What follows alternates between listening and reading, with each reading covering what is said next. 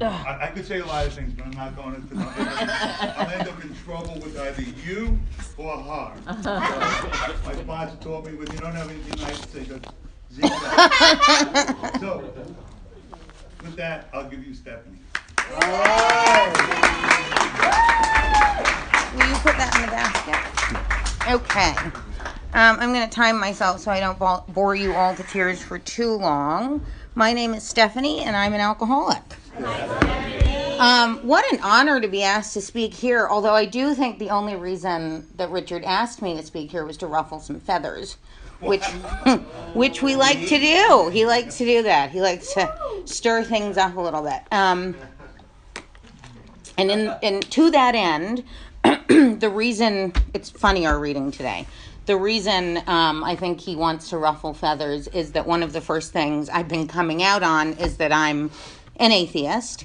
I will ask you to open your minds as I do to you. I don't put down your spiritual practices or your religion, but it just doesn't agree with mine. And so that's part of these rooms is acceptance. And I also want to preface this by saying I didn't come to atheism easily. So when I came in and I did my first 3 steps, I struggled. Like I wanted to find God so badly. I wanted that to be in me, in my mind, in my body, in my soul. And it just wasn't. I mean, I stomped around Central Park with a Druid boyfriend who I dated in my first, praying to the fairies of the grass and the fairies of the flowers. I went to Catholic church. I went to Episcopalian church, which was what I was raised in, although I would say both my parents are agnostics, holiday Christians. I tried all the faiths. I read everything I could about Hindi. I read everything I could about everything, and just nothing took. And I felt desperate, and then it started to hinder my sobriety, that desperation, and I just let it go.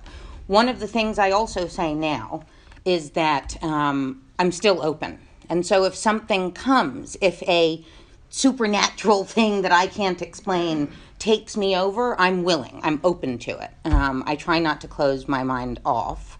Whereas in my teenagers as an atheist, I was a militant atheist, and I would quote Dawkins and yell at you and put you down. And now I really understand that, you know, there may be something out there that I'm unaware of, but I'm not an agnostic. I'm an atheist, which I actually think in We Agnostics is what they describe as, in fact, an atheist, not an agnostic.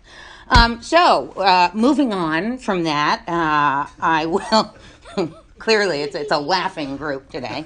I know it's early, but...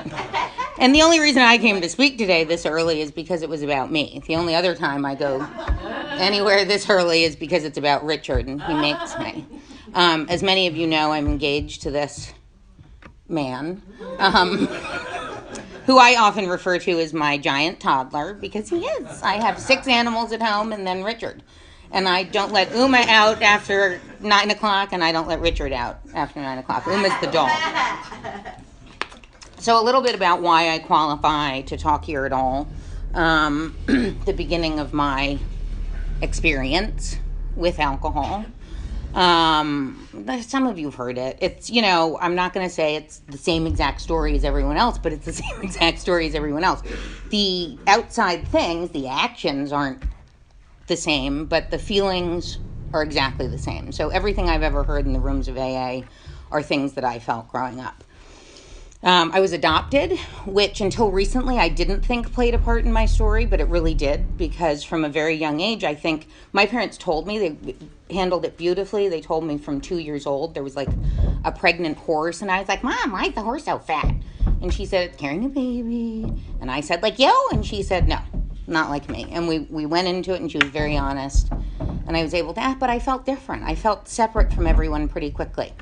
And I didn't know I felt that way, but at 5 years old, so I grew up on the Upper East Side of Manhattan. I was born in Trenton, New Jersey, to an 18-year-old who couldn't keep me, and who also, as a Catholic, didn't feel she could make the choice to have an abortion. And so, in some ways, I was very lucky to be born, maybe considering the people who adopted me and the anger I feel, lucky. And then I was adopted and raised on the Upper East Side of Manhattan, which, if some of you know, is not the most blue-collar area of town. a lot of little blonde, skinny girls running around. I went to prep school. We went to Southampton in the summers where we went to a beach club that was a lot of little blonde, pretty girls running around in plaid, and you sort of, they dressed a certain way, pearl earrings. And I didn't feel like I was one of them, whether or not that was like a biological thing, because I was born to very like a blue collar family, or whether not it was my alcoholism. I don't know, but I think it was a mix of the two. And in fact, this was the 80s, and so there was you'd go to a play group while the parents all drank on the beach and had time alone, and you went to this play group called La La Mangers Play Group, and they would send us all off so they could drink beachcombers on the beach. And there were all these horrible little blonde children who would go on this, and they had names like Blair and Bo, so you can just imagine what they looked like. And Bo or Blair, one of the perfect blondes, was always asked to lead the beach walks, and I was terrified. I didn't want to go on the beach walks. I felt less than those kids. I felt different from those kids, and I wanted to sit in the kitchen with Lala Manger's mother and eat cookies and hang out with her, because I just didn't feel like I was good enough to be with those kids. And so eating, eating was my first addiction. I'd rather sit in the kitchen. I'd rather sit in the kitchen to this day than do a lot of other things. Very young, by eight or nine, my mom was sending me to school on my own. And I by 9 years old, I was stealing money to buy food. There was like a penny candy store near my house, and I'd steal 10 or 20 bucks from my mom's wallet. Or I used to sneak into my father's room when he was still sleeping and take a 20 out of his money clip, like tiptoeing. And this is at 9 years old, to buy candy that I would then take home, binge eat, and not hide very well, get in trouble. I was allowed to have like Nutri-Grain cereal. I don't even know if that's still a thing, and grape nuts to snack on. So you can see why I would binge eat candy. I mean, who wants to eat a grape nut? They hurt. They make your mouth bleed. So, you see it young. You see it young in retrospect. At the time, I had no idea. I had no idea any of this was true of me. My parents had no idea. They weren't particularly interested in me. I would say both of them are narcissists. My mother, a covert narcissist. So, they weren't curious about my life or my interests or what was really going on. They shoved me into therapy very young. They put me on meds very young. By 10 years old, I was with my first therapist and on Prozac, I think. So, something that didn't work. Because my problem then wasn't a chemical imbalance then, or it was misdiagnosed. Very quickly in my story, I start drinking around 12 years old. I don't feel comfortable in my prep school on 92nd Street and 5th Avenue. So every afternoon after I take off my school uniform, I put on a pair of baggy Girbaud jeans and Carhartt gear and big Timberland boots and dark purple lipstick, and I put my hair on top of my head, pulled back so it looked like I had a facelift, and what we called then are bamboo earrings, crushed bamboo earrings, and I would head up like an OG. I'd walk with a little limp, and I'd head up to 100. I look like this, by the way. I mean, I don't know if you've seen me, but like walking like I can't, whatever that is. An OG. I would head up to 135th and Lenox, where I had fully adult male friends who obviously, didn't look like me, but I felt way more comfortable with my brown bagged 40 ounces of Oldie. I'd pour a little out for my homies, all my dead blonde 14-year-olds. I have no idea. But, I was drinking with full-on men. These were 18, 19, 20-year-old men, and as juvenile as they were men. So to say, you hear a lot of people say, well, the other people around me weren't drinking the way I was. They were drinking the way I was. I mean, there was blunts and, it was just constant. So that was my life through the first half of high school. The second half was I learned to be a chameleon, and I learned to fit in. I learned to fit in with the girls at my school. And so I could do both. I could go in and out of the worlds. So I drank a lot in bars then. It started becoming bars. So Friday night on the corner, Saturday night at the bar on the Upper East Side. And then I drank harder than all my friends. And I didn't want to go home when they wanted to go home. They were happy to go. Well, happy to go home at their curfews, and I was just getting started. From a young age, alcohol made me manic and excited, and it made me feel powerful. And I would say it was my first drink. I felt prettier, I felt smarter, all that. And I did, but I couldn't have told you that. I mean, I wasn't thinking that way. I was just relaxing, becoming myself. It took away the anxiety, certainly, but I didn't know that at the time. I just knew I liked it, and I liked to have fun. And I very quickly differentiated myself from everybody around me. And I didn't figure out until well into my sobriety this time that in big part that was because I felt different and I didn't want to be labeled. I knew bullies. I knew people judged. Girls can be rough as teenagers. So I very quickly gave myself the identity before they could. I labeled myself the bad girl, and I took the actions that bad girls take. So the shameful behavior started young. So nobody could give me a label. It was me. So if I was bad, I wanted that. I don't think I wanted that. It was rough at times. Parents blamed me for things that I didn't do. Kids blamed me for things that I didn't do because I had this reputation.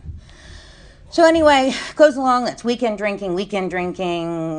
I go to college. My father is diagnosed with cancer midway through my college experience.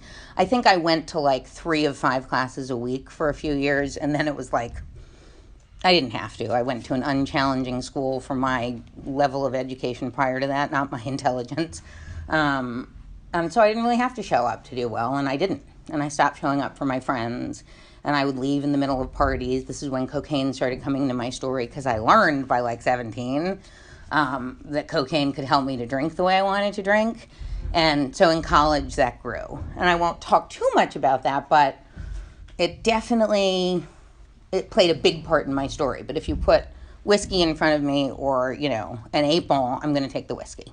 Always going to take the whiskey. The Coke just allowed me to drink the way I wanted to drink. College, weekend warrior a little bit. My father gets sick.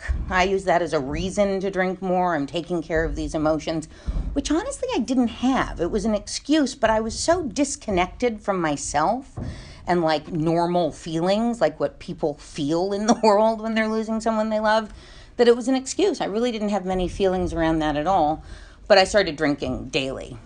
He died a month before I graduated, and then my first job out of college, not to diagnose anyone else, but she's got 22 animals living in her house, and she's an alcoholic. So if you think I'm a crazy cat lady with 5 cats, that's 22. I mean, that's actually a problem that I'm comfortable judging. So, and she's an alcoholic, and she teaches me how to drink daily and all day. And she's someone who's able to stop around 11 or 12 and go home. She's practiced at this. This is a woman in her late 50s. And she's found a way to function in it. But I start having liquid lunches. It gets earlier and earlier. I have to leave at the middle of the day to have a nip. And then I learned to bring, I don't know why Mountain Dew, but a Mountain Dew bottle, half vodka, half Mountain Dew to get me through the day. Every night ends up binge drinking through the night. Most nights don't end until 4 in the morning.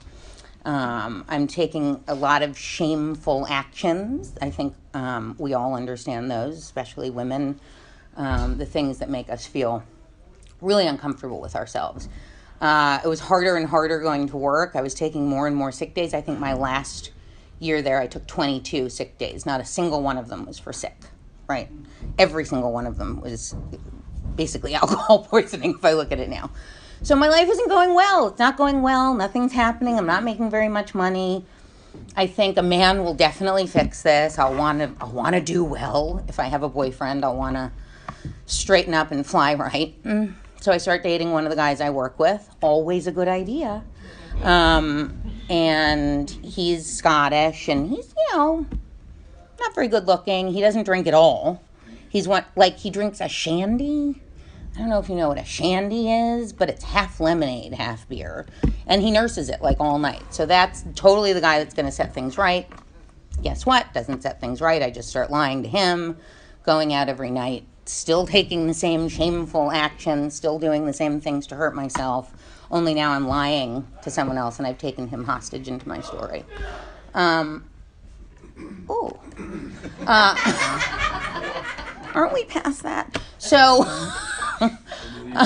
so I decide that the best idea is to move, right? Because if I leave, I can start fresh, and I'll move somewhere where, you know, nobody really drinks, or everything closes at midnight, so they don't really drink. And he's Scottish, so why not Scotland? Why not Glasgow? Why not the forest part of Glasgow? And that's what I do. And I do it for a year. You know, I drink differently. I only drink at night now, but I drink 2-3 bottles of wine a night. And I come home every night with one bottle because they sell it right at the supermarket. So I grab it with our dinner and I come home with one bottle. Supermarkets close at 10, 9:30. I'm like running through the Scottish moors because we're an hour and a half, chasing down to the supermarket to get 2. But 2 more bottles for the night. Every night I tell myself. I cheat on him when I'm there, you know, like we're living with his parents. I make all the same decisions. It's a little harder to find cocaine, but the few nights I find it, I do it. So life's not getting better. I'm living with his parents, who I hate. He doesn't like him very much either. And so I was like, okay, this has to end. I dump him in Scotland and I come back to New York City. Okay, fresh start. None of my old friends, starting fresh. Very first night I'm back. I drink all night. I make more of those decisions. I wake up the next morning and I am as sick as I've ever been. Nothing's changed. My hangover is one of those where, like, your skin, the pores are like the size of your nostrils and there's sweat coming out. And I don't know about you, but I'm someone who can't sleep when she's uncomfortable. So I'm just lying in bed like a zombie, feeling like I want to die. And you hear people say this. If I felt that way in sobriety, I would take myself to the ER. So, you know, on and off in therapy for years up to this, I'd had shrinks talk to me about addiction and my problem. And I was like, sounds, yeah. I mean, I know people with that problem, but totally not me. And right before I left for Scotland, one of my shrinks had given me a copy of Living Sober and a copy of Eckhart Tolle's The Power of Now. And I was like, I don't know what these are for. I live fully in the present. How could I not? I don't have a problem. What are you talking about? Candy in my pocket? Who needs candy in your pocket? It helps, by the way, if you're in your early days. Put it in your mouth for a drink craving, and it actually, part of the craving is sugar, and it really helps. But it was, you know, and some of you would call this a God wink. Some of you would say this is the miracle. I have thousands of books in my old apartment, and the one book that wasn't perfectly pushed back on the bookshelf was Living Sober. And I looked at it, and I thought, I need to get sober. It was like that light bulb moment. I understood. I never thought I had a problem until I knew I had a problem. And so I pulled it out and I thought about it. I immediately looked up AA. I grew up in a time when it was kind of chic to be an addict and cool, and it was also cool to go to rehab. And being from New York City, knowing people who'd gotten sober at 18 and 19 years old, I actually didn't have any of the illusions of it being anything than what it was. I didn't think there were old men and raincoats, chain smoking. Like, that was not at all. And so I didn't hesitate to go. I got a meeting. I went Sunday to my first meeting at the 79th Street Workshop, which is a little intimidating because some of them are as big as this. I sat in the back. But I raised my hand and said I was an alcoholic. First meeting. And I cried, and a woman turned around and helped me. And I went on to stay sober for 4 years, but I didn't really stay sober. I stayed dry. I didn't drink for 4 years, which I'm certain saved my life because it is a progressive disease. So I put it on hold for a little while. But I didn't do the steps. I had a sponsor who hadn't done the steps. I raised my hand in every meeting to share about myself, never the solution, only my problems. I took the whole room hostage with negativity and anger. So when my sponsor picked up, she didn't have a particularly good program. I love her. She's still my friend. But it was a really great excuse for me to do it. And I did. And I went out hard. I'd learned a lot from you guys in the rooms of AA, so I learned how to manipulate it and do it. Keep a job without sick days mostly. And I worked really hard. And I had a really good job, and I drank hard. It would be 48 to 72 hours, depending on what was going on. And I would go into work with one of those hangovers, high as a kite, like how they didn't know. I have a lovely but very naive boss who believed my 142, that's slight exaggeration, but my many, many lies about surgeries I was having and why I was so sick. I think every single one of my female organs has now been removed. Every single family member I don't have or live in Australia has died. The lies were and I would Google and find out all the details, everything, use a laparoscopic for this and that, and there's no recovery. It's only 2 days recovery time. So really, I'm missing all kinds of parts of me. That goes on. That goes on for 4 years. By the end of my 4-year run, I'm living with a man who is very, very verbally abusive, which is something I thought would never happen. I thought if you know me, I'm kind of a tough bitch. And so, for me, that's a standard I just never thought I'd reach. That this man, he would gaslight me. He was really, really terrible. And I was also $300,000 in debt. I had $50,000 in credit card debt. And the summer before I got sober, I took out a loan against my apartment, and I would rent Mercedes cars every weekend with a driver, and I rented a house in the Hamptons, and I would literally drive a Mercedes. What am I doing? I was making $45,000 a year with a mortgage. This was not sane, but it was grandiose. I was trying to make my life look better than it was so that people wouldn't see what was going on inside me. So I'd take a Mercedes car out to the Hamptons every weekend to stay in my tiny little cottage, sleep all day, do drugs, and drink hard all night, and then I'd come back. So $300,000 in debt and an abusive man in my home, and it's the end. And I understand it. I've been here before, and thankfully I've been here before, because all your voices are in my head saying the only way to get rid of this man and the only way to get rid of your debt is to get sober. I knew that. I knew the answer was here. Took me a year to get in. I would come in and get 30 days, and I wouldn't raise my hand or share because it's okay. I wouldn't raise my hand or share because, the good guys in the room wouldn't want to date me because I was a newcomer. So I was still looking for a husband, whatever. I clearly wasn't ready to get sober. Finally I was. And so October 10th, I guess, of 2011, I was in, and I was all in, and it was different from the first time I'd tried this. I was all in. I chose a woman in the rooms to be my sponsor. I asked her to be my sponsor, who I'd hated before because, she knew the book, and she did the steps, and she made you call her, and she made you do work, and she made you do service, and all kinds of things. Dale, and I will never forget her, and she was rough. So I said, will you be my sponsor? And she said, only if you call me every day and go to a meeting every day. And then when you've got 90 days, we'll start to look at the steps, but these are my conditions. I'm not asking you for a lot. So just do it or don't. But if you don't, I'm not tracking you down, and I'm not helping you to get sober. So as scary as that was, I did it. And actually there was a group that was dying, and I was worried about it. I loved it. On Friday nights, they had 2 meetings, and she said, well, why don't you help? And I was like, oh, that's a lot to ask me to help at a meeting. And she said, you can do it. You can do it. And so I took a service commitment for both meetings. I had to get a speaker for both meetings for 18 months because the group was dying. Nobody wanted to do service.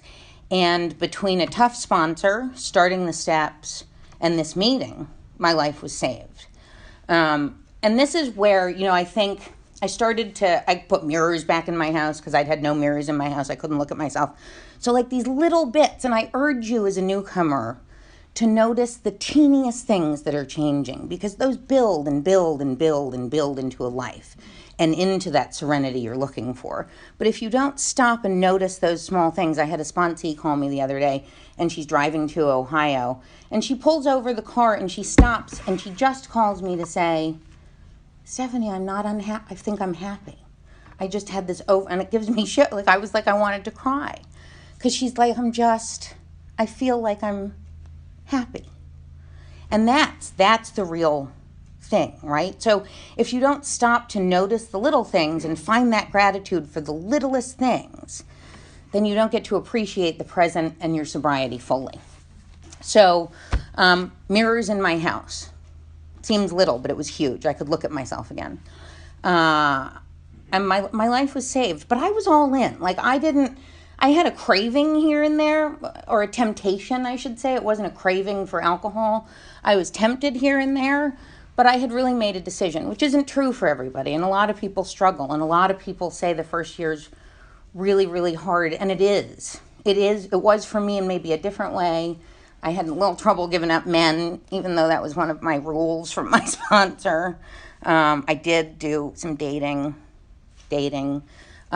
which made it difficult. I had, less than a year. He had a little more than a year. We said, I love you in 2 weeks. It was kind of a mess.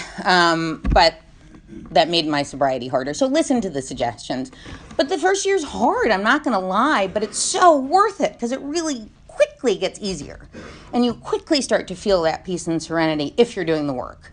And when I say the work, I don't really mean the steps, although I think they are hard work the first time you do them. And some of you will choose to do them again. I'm not a firm believer in that unless you really feel you need to. Because once you've gone through them, you should be at a place where 10, 11, and 12 are now a working part of your mind.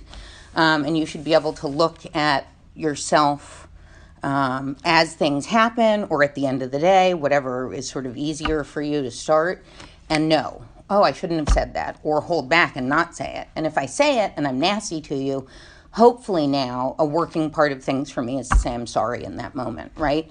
So I don't give that to my sponsees where we do the steps a bunch of times and write it out because I think they got it.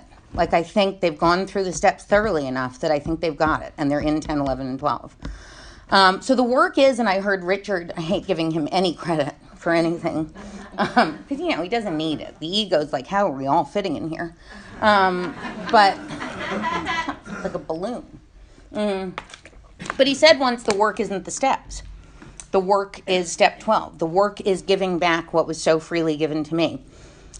And it really, that's it. If you don't say yes when you're asked to speak, even if you're not that great, which is why I'm surprised I was asked to speak today, if you don't pick up a sponsee here and there, if you don't do service for your group, and I'm not saying you have to do it all. We all have a niche. Like, I love to sponsor.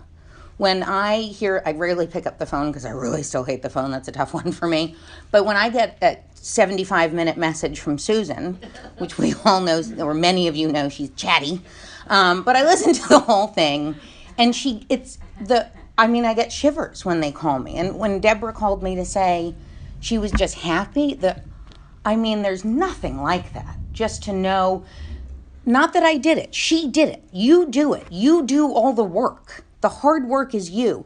And you can say God helps, but give yourself some credit. You're doing this. Like, you're taking the next right action.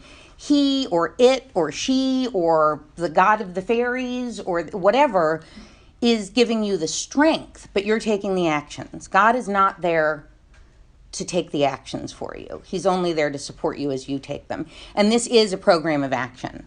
And so for me, God, or whatever you want to call it, is within all of us. I believe we are good, and I believe we are kind within us. And what AA has done for me and for all of you, whatever you call it, it has opened you up to that. It has allowed you to be the good, kind person you always were. You were badly behaved. You were taking a medicine for whatever your ailment, for whether it's I don't fit in or whether it's I turn out to be highly anxious and a mess and I need all kinds of Lexapro to help me not dread every single situation in my life. Lexapro changed my life. There's AA and there's Lexapro. And you can imagine living with him. Xanax would be nice, but we'll stick to Lexapro for now. But, it has all given me a peace and a serenity that I never thought was possible. And it's been hard work. I don't, hope for it. I don't think, oh, well, I hope I hope this makes my life better. I have to work to make my life better. I have to give back. And that doesn't just mean in the rooms of AA. I have to give back to my community. I'm into animal rescue. That's a big part of my life. I have to do that. I feel good about myself when I do it.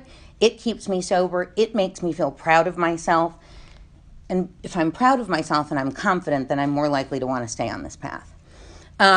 So for me, I say this a lot, so some of you have heard it. I get kind of annoyed when people say a life beyond my wildest dreams, especially those people who are like, well, I have a house now and I have a car and, I mean, I'm grateful my debt's paid off and I'm grateful I have those things, certainly. And when I say what I call a prayer, which is a little gratitude list while I'm petting the dog at night, I am grateful for those things, that I don't have to worry about that now, almost 6 years into sobriety. The first 2 years, that wasn't true. But what I'm really grateful for is that my life isn't full of chaos, is that my life is really calm and happy. And I genuinely, like Deborah said, I feel happy. Not all the time, because there's that one. I blame it all on him. Not all the time. I have my moments where I look in the mirror and I'm like, you're the ugliest person in the entire world. I hate you. And I cry and I sit on the floor or whatever. I don't know why we all sit on the floor when we cry, but I sit on the floor when I cry. And I have those rough days. I don't have something that I hear more men say, but I don't wake up with the bad script in my head anymore. I don't wake up hating myself anymore, genuinely. Like, I don't have to collect myself and say, like, here's your day ahead of you and you're okay. And, like, I don't. I wake up feeling good about myself. So a life beyond my wildest dreams is not my stuff. It really isn't. It's nice. I mean, who's going to complain? But although I have a sponsee who complains a lot about what she doesn't have. And that's exactly what this isn't about. It's focusing on what you do have. It's staying in the present and looking at, I have a mirror and I'm able to look in it. And so AA has given me a life, just the ability to lead a life, the ability to feel. Sometimes that's uncomfortable, the ability to get through it, the ability to try and repair the relationship with my mother.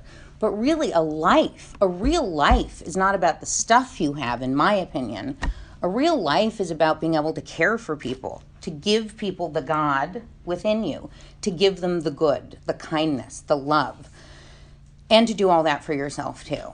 So to feel a sort of more or less constant serenity, more or less happy is a life beyond my wildest dreams.